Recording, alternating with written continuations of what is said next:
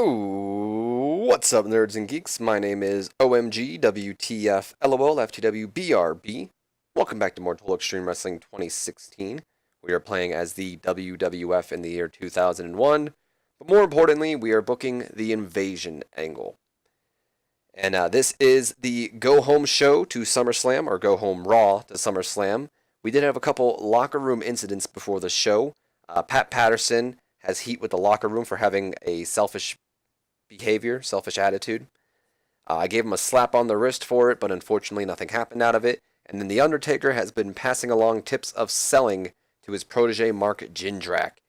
If you guys remember from a couple episodes back, surprisingly to me and probably everyone, The Undertaker took Mark Jindrak under his wing as his protege, and now he's passing along some tips, trying to help him with some selling.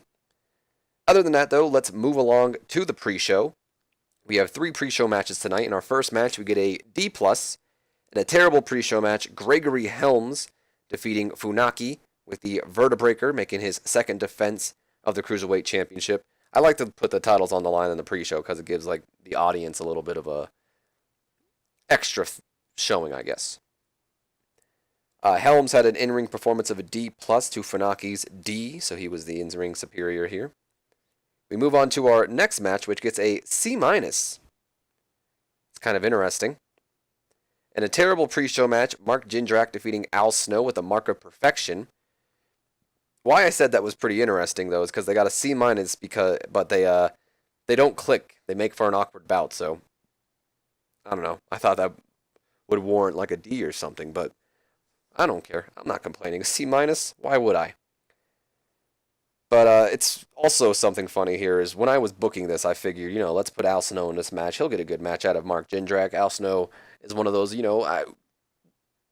what's the word in the creative meeting? You have show stealers and then there's like ring generals. He's kind of like a ring general. He can have a good match with anybody. Apparently I was wrong, though, because, well, as we see right here, they don't click. Mark Jindrak had an in-ring performance of a D to Al Snow's C-, so of course Snow was the in-ring superior here, but not by much, surprisingly. Jindrak is up there, so Taker's tips must have helped. And then we go on to the main event of the pre-show, which, wow, that did really good. A B. That's impressive. In a decent pre-show match, the Natural Born Thrillers defeating the Dudley Boys in 9 minutes and 53 seconds when Chuck Palumbo defeated Bubba Ray Dudley with a torture rack. Jeez, made him tap out. Now that doesn't make sense, game. Come on. You think you would understand what I'm trying to go with here, game. Why on hell would Stacy Keibler interfere, cause a torture rack submission? It should just cause a... No. Nope. We are taking that out, and we're just going to say by pinfall. Nope. So the way I would have booked it is, of course, this is for the WCW Tag Team titles as well. The way I would have booked it is pretty much Dudleys are looking good, maybe going for a 3D. Stacy gets up on the, ring apron and does her little booty shaking thing she used to always do, distracting, I guess, Bubba Ray long enough because he's the one that took the pin. And that'll lead to Chuck Palumbo and Sean O'Haire hitting whatever their tag team finisher is, if they have one at all, to get the victory over the Dudley Boys to retain their championship. Of course, the Dudleys have excellent chemistry working together. The announcers, JR and Jerry Lawler, work the announce table really well together. Devon and Bubba both had a B here, and Sean O'Haire and Chuck Palumbo had a C+. Now, what's interesting here is I believe both the Sean O'Haire and Chuck Palumbo are upper mid-carders, and the Dudleys are mid-carders, so that's kind of cool to see that a mid-card talent has a better in-ring performance. Nothing to improve on, though, unfortunately. That's a really good pre-show match. That could have been on the normal show. All right, moving on to the start of the show. Wow. I didn't think Michael Cole would...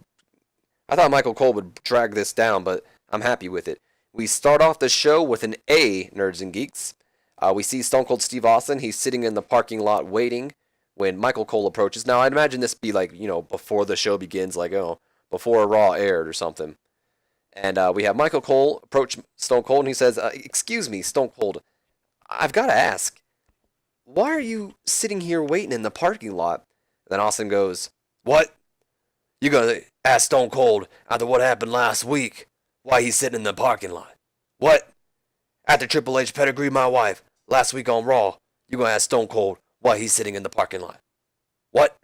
Isn't it obvious? Huh? What? Huh? And then Michael Cole responds, so it's safe to assume that you're waiting for Triple H to arrive.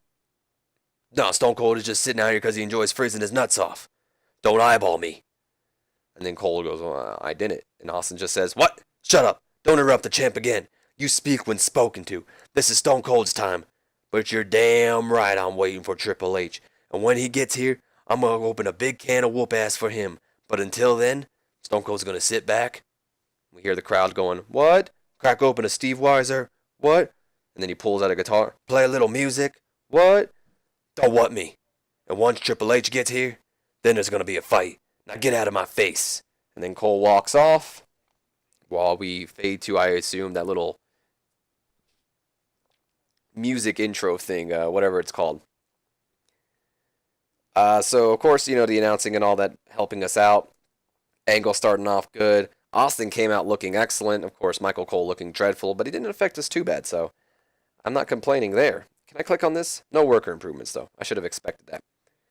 We then go to the next part of the show, I guess the official opening, since that was before, you know, the show began. We start off with a B+, and Shane McMahon, along with, you know, the rest of the WCW guys are in the ring. They all have smiles on their face. And Shane takes a mic, but before he can even get a word out, Chris Jericho's music hits, and he makes his way to the entryway, and he says, hold on, Shane-O, I'll get to you. But first, welcome to Raw is Jericho. And then Shane just gets on the mic and he says, are you that obnoxious? Are you seriously that obnoxious that you come out here every single week to say that? How big is your ego, Chris Jericho?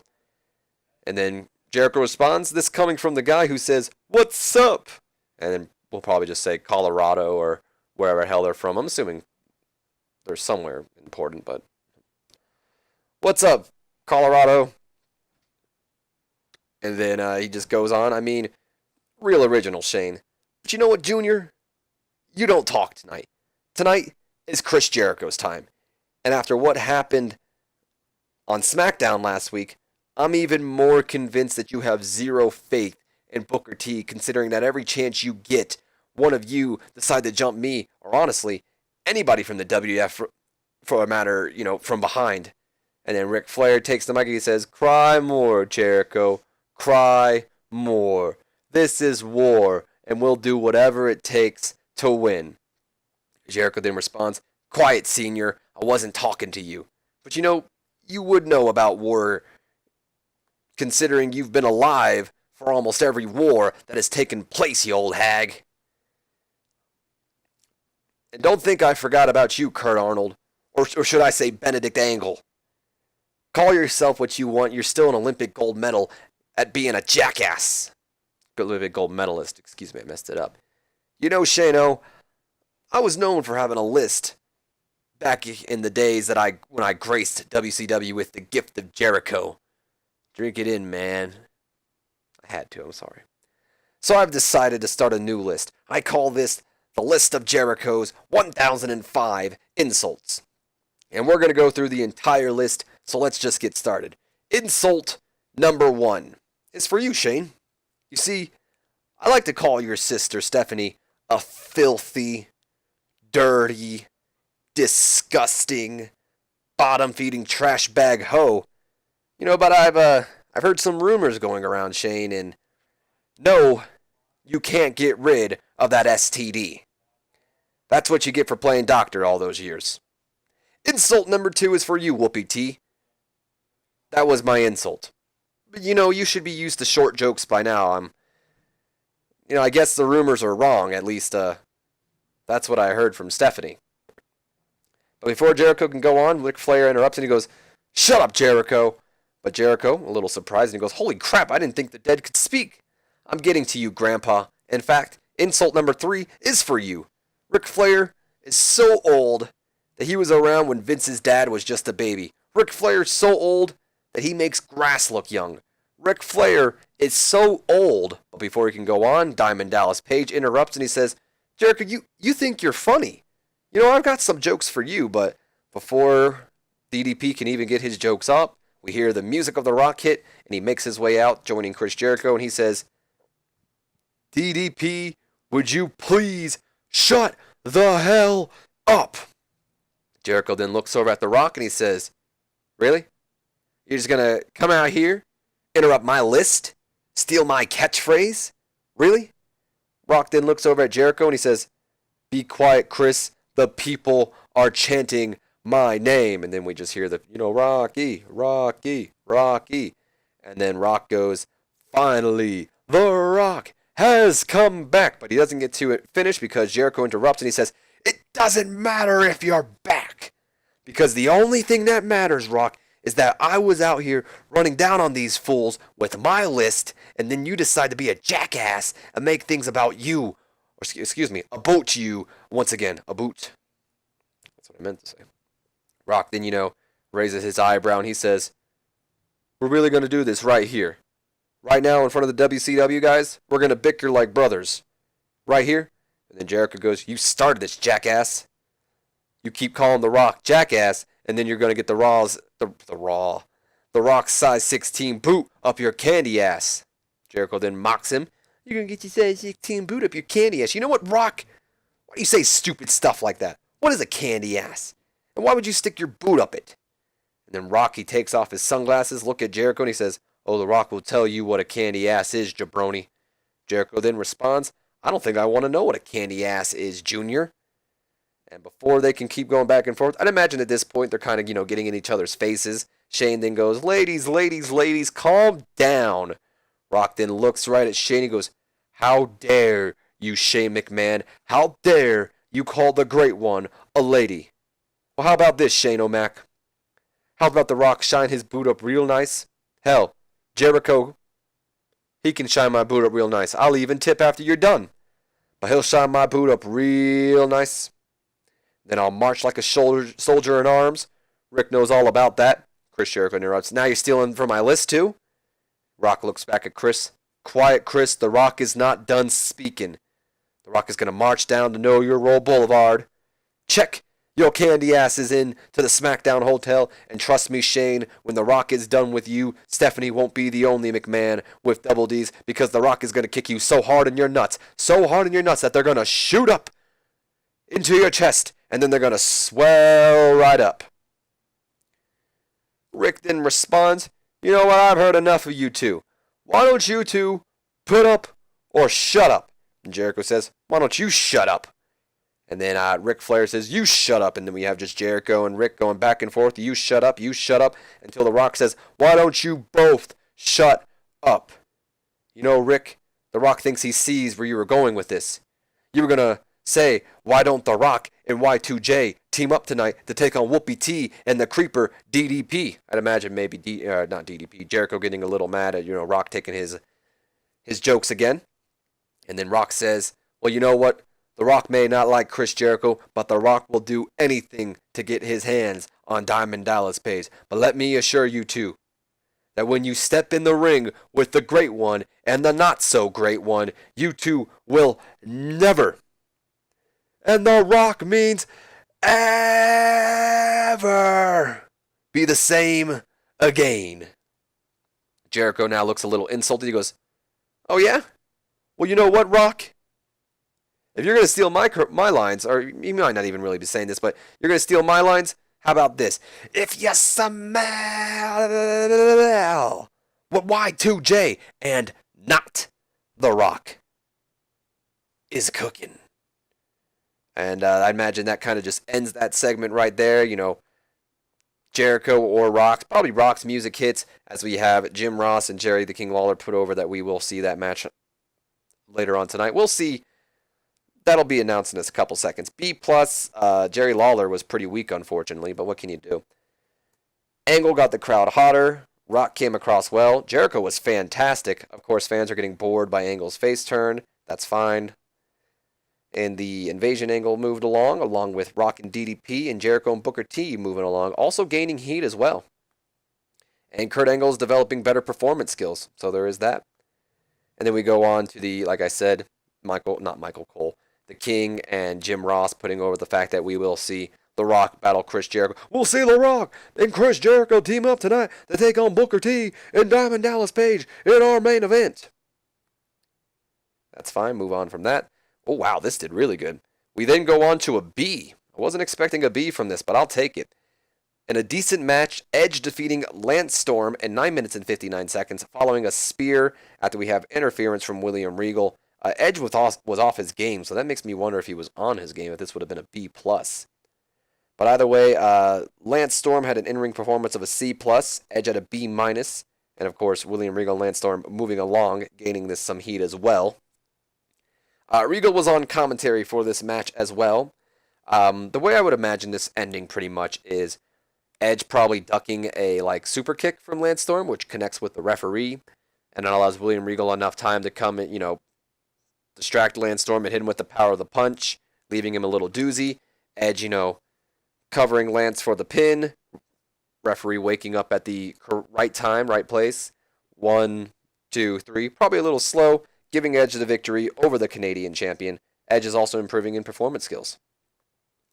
And then after this, the match is over. Regal slides in the ring. He has a big smile on his face, laughing. Stands over, Lance Storm, who's still on the mat, writhing in pain, I guess. I don't really want to say he's knocked out. He then rolls Lance Storm over onto his belly, locks in the Regal stretch, and he starts, screaming, "For the Queen! For the Queen!" while, Lance Storm is just screaming in agony as Regal has it really locked in. And, of course, we have a bunch of referees coming out, pulling Regal off of him, separating them for the moment. This got a B- and also improved, or not improved really anything, but advanced the storyline. We then go to a B where it just shows Stone Cold still waiting in the parking lot. Nothing too special here. It's just showing him waiting. And then we come back from what I'd imagine being like a commercial break, or after a commercial break. And I'd like to imagine that the announcers in this entirety were putting over the fact that whoever wins this match can choose the match stipulation for the tag team title match at SummerSlam. So we have a decent match here. Jeff Hardy defeating Sean O'Haire with the Swanton Bomb. Got a B- in this match as well. Jeff had an in-ring performance of a C+ to Sean's C. See, I don't see why everyone says Sean O'Haire's bad. He's not that bad. And this gained the Hardys and the Thrillers some more heat in their storyline. Then we go to a C+ immediately after the match. I know that said a Swanton Bomb, and this is how I would have imagined it getting booked. I might have forgot to book it in. It was kind of supposed to be like a flash pinfall, like Jeff gets the quick roll-up. By the way, because Sean O'Haire technically would still be down from a Swanton Bomb. So let's imagine it wasn't a Swanton, it was a quick little roll-up. So immediately after the match, Sean O'Haire gets right back up. He's bitter from losing, and he jumps Jeff from behind, continuing to beat him. We then see Chuck Palumbo come running out from the crowd. And before getting in the ring, he pulls out a ladder because it's pretty obvious. I mean, even the Thrillers know that the Hardys are going to choose a ladder match. So he pulls out a ladder and he slides it into the ring, and the Thrillers begin to, not begin, but continue to beat down on Jeff Hardy, looking to injure him before the pay-per-view with the ladder. But luckily for Jeff, his brother Matt comes racing down to the ring, and he immediately, I imagine MMA style, grabs Palumbo by his legs and takes him down and begins to just brawl at him. Mainly because, if you guys remember, the Thrillers took out Lita. So he gets, just beating him down. Jeff Hardy starts the fight back against Sean O'Haire, and then we see both Jeff and Matt gain the advantage, and they both pick up the ladder while they have O'Haire and Palumbo stunned against the ropes. They both pick up the ladder and clothesline him with the ladder, sending both Sean O'Haire and Chuck Palumbo outside the ring. They then set up the ladder, climb up to the top of it. They're holding the WCW tag team titles, and they're just posing with them, while I'd imagine Jeff's at the very top and Matt's kind of standing at the, maybe Matt's at the very top while Jeff's in front of him standing at the, on one of the rungs. Pretty much posing with the titles as we see Sean O'Haire and Chuck Palumbo retreat towards the back, with the Hardys gaining the advantage here. C+ is not too bad. No worker improvements, unfortunately. We move on to our next segment, which gets an A star. Hell yes. And I love this angle. Me and my buddy Chris were cracking up when we were writing this. So we see Vince McMahon. Oh, not Vince McMahon, excuse me. We see Stone Cold. I messed that up. We see Stone Cold. He's still in the parking lot waiting. He's playing his guitar, singing a song pretty horribly if we've ever heard Stone Cold sing. And we see a limo pull up, and Austin goes, "There's that son of a bitch." Let me take a drink first, because this is going to take a lot out of my throat, both these voices. Okay. The car stops, and then we see Austin just beginning to smash in the windows with his steel pipe, beating down on the car, screaming, "Get your big ass nose out here, Triple H." But instead of Triple H, out comes Vince McMahon, and he says, whoa, what the hell are you doing? And then Austin goes, "You're not Triple H." "You're damn right I'm not. I'm your boss." And then Austin just kind of, I'd imagine, giving Vince a dirty look, and he goes, "You think Stone Cold gives a damn who you are? I don't care if you're not Triple H. Stone Cold don't like you either." And he just, like, I'd imagine, smashes one of the rear view mirrors off the car, doing further damage. And he goes, "And Stone Cold don't give a damn about what you gotta say. Now get out of my face before I beat your ass." And I imagine, like, McMahon, noticing that this isn't the time to argue or anything, especially given Stone Cold's history, he runs off while Austin sits down in his chair, starts playing guitar. He then throws the guitar down. He goes, "Now you got Stone Cold all worked up. I'm thirsty." And imagine him reaching for a beer before we go to a commercial break. Austin, of course, looking excellent in this. Move on to the next segment. Wow, an A. We're killing it right now. Move on to the next segment, which gets an A. We see William Regal. He's waiting in Vince McMahon's office. Of course, Vince McMahon rushes in from the office, or rushes into the office, catching his breast. My lord, his breast. Catching his breath. And Regal says, "Mr. McMahon, are you okay?" "Does it look like I'm okay, Mr. Regal? I just ran from the parking lot all the way here." "Why on earth would you do that, Mr. McMahon?" "Because that bastard Stone Cold was trying to beat my head in with a steel pipe." "Bloody hell, sorry to hear that. Here, Mr. McMahon, have some tea." "Thank you, Mr. Regal. I need to sit down." And Vince sits down, and Regal says, "Sir, by chance, did you catch what I did Lance Storm tonight?" And Vince, with a big smile on his face, and he goes, "You're damn right I did. And you know what, Mr. Regal? That is exactly what I wanted to see. That is exactly what I was talking about on SmackDown. That ruthless aggression. I want to see exactly that at SummerSlam." And then Regal says, "Oh, you will. That and much more. For the honor of the Queen, the WWF, and for you, Mr. McMahon." And then I'd imagine them just, drinking their tea as we move on to our next segment. Because this is back from commercial break. I don't know if I mentioned it. So moving on to our next segment, we go to a B-, and about that had good wrestling and a decent reaction from the crowd. Chris Benoit defeating Kanyon when Kanyon got intentionally counted out. It says we saw a distraction from Bradshaw, but let me explain this. So the way I would have imagined this happening is Kanyon and Benoit, they're having a great match, champion versus champion.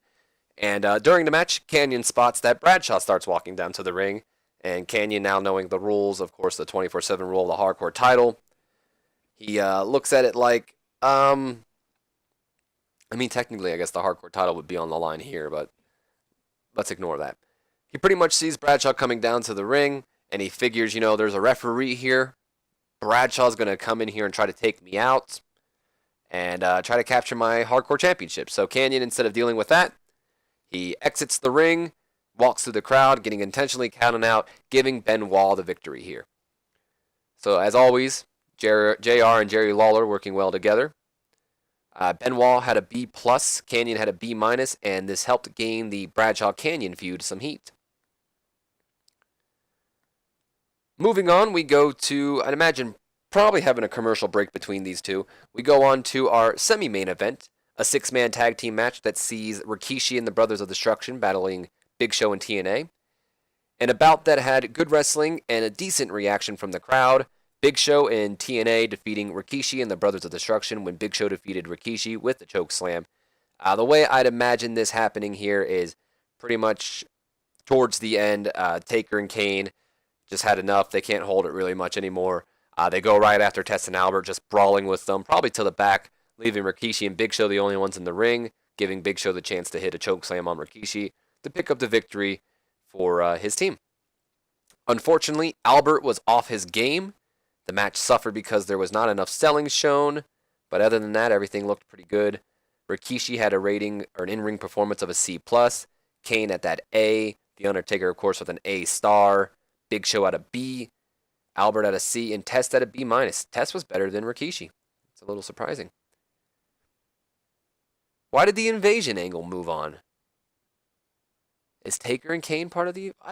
Only person a part of the Invasion is Big Show, I could have swore. Whatever. I don't know why that moved on. And, of course, TNA and Brothers of Destruction gaining a little heat from this match. Rikishi's improving in flying skills. Who the hell's flying in this match? I literally don't think anyone does a high-flying move, maybe aside from, like, Kane's clothesline and Taker's old school. Other than that, I don't know. Albert is improving in performance as well. So we move on. Oh, yes. Chris, you were right. A star. Move on to our final Stone Cold parking lot segment. Oh, shit. I forgot to take Stephanie off manager. Whatever. That doesn't matter that much. We see Triple H. He finally pulls in. He steps out of the limo. He's on the phone. And he says, yeah, babe. Yeah, I just got here. What? I don't give a damn what Austin is doing. I'm not afraid of him. And then we hear a crack of the beer can opening. Triple H turns around, you know, a little white as a ghost right now, a little worried, showing some fear.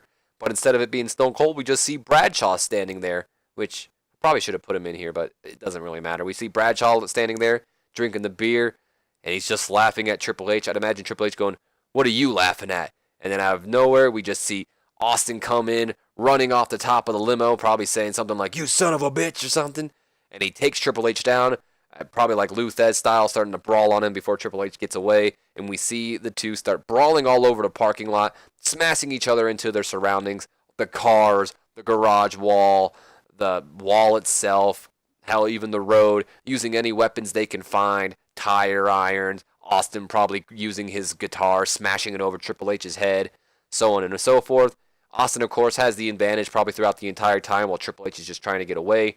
Luckily for Triple H, he's able to find a fire extinguisher and spray Austin with it to, you know, I guess, throw Austin off his guard long enough, distract him long enough for Triple H to get back into the limo and just go and drive as the limo driver just steps on the gas while Triple H drives away. And we see Austin behind while he's just cursing the whole time, probably beeping out a lot of things like, you mother, boob, bloob, all that stuff. Just going off that Triple H got away.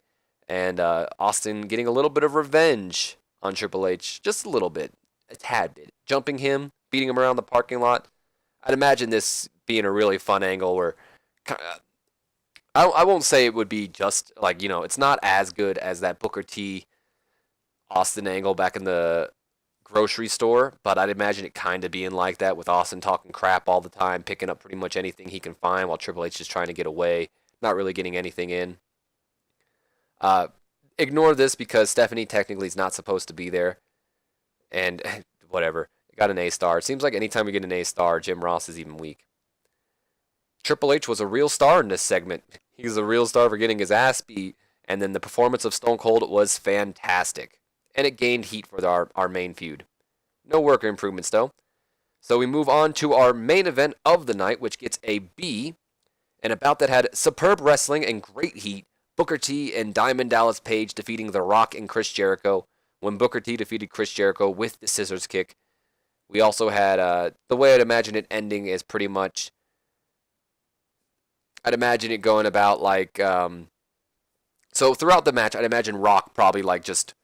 brawling with Diamond Dallas Page. Like towards the end, I'd imagine them kind of going off and doing their own thing. Rock just wants to get his hand on DDP, beating the hell out of him, so we're kind of just left with Jericho and Booker T, which allows Kurt Angle to come racing down to the ring. And I imagine Ric Flair would be there as well, and Ric Flair kind of like distracts the referee long enough for Kurt Angle to come in and like... You know what? I just thought about this now. Maybe not even manage to hit Chris Jericho. He misses while Jericho, you know, gets him out of the ring doing like the triangle drop kick or some shit. I don't know. But it provides enough of a distraction for Booker T to hit the scissors kick to get the victory over Chris Jericho in some much needed momentum. Jericho had an in-ring performance of an A, The Rock at the A star, Diamond Dallas Page at a B, and Booker T at a B+. So Page was the weakest, but not by much. and Rock was the best. And of course, I know both the Jericho, Booker T, and DDP and Rock storylines improve out of this. So we end the show now, and we got a B plus. Not a bad show. Not a bad show at all. I'm actually pretty happy with that go home show. Increasing our popularity in 15 regions as well. I think one of those regions are America. Hopefully. I have a feeling that that decision is going to spoil someone I'm hiring, so I'm not going to go ahead and show that to you guys, unfortunately. Hopefully, I mean, if it's anything else that, like the whole Raven situation, we'll cover it then. But, you know me, I like to keep surprises. Oh, Vergagne left the business. What a shame. So what do we got here? Oh, Farouk's returned to the company. That's awesome. So is Brian Adams and Christian. So we now have all these fun guys. Other than that, I think I want to go to the main page. Let's go ahead and assign you guys pushes. Although we're probably not going to be bringing you guys back anytime real soon. Farouk's an upper mid-carder? Holy hell, Bradshaw's just a mid-card. Farouk, what are you doing? Who was the other guy? Brian Adams? Okay. Other than that, I'd like to check, not stables, get out of town. I'd like to check the storylines before we end this off this episode. Wow, that's doing really good right now. That's not what I want to do. Okay, it's fine. Okay. I was thinking Triple H and Stone Cold would have been like at an A or something right now. Either way, though, nerds and geeks, I think that's going to do it for this episode. I hope you guys have enjoyed. If you have, do me a favor, leave me a comment, like, and subscribe if you have not already. And as always, my name's been OMG, WTF, LOL, F2W, BRB. Don't forget to share this video with your friends, Facebook, and Twitter to help the channel grow. And as always, I will see you guys for Thursday night SmackDown. So until then, have a wonderful day.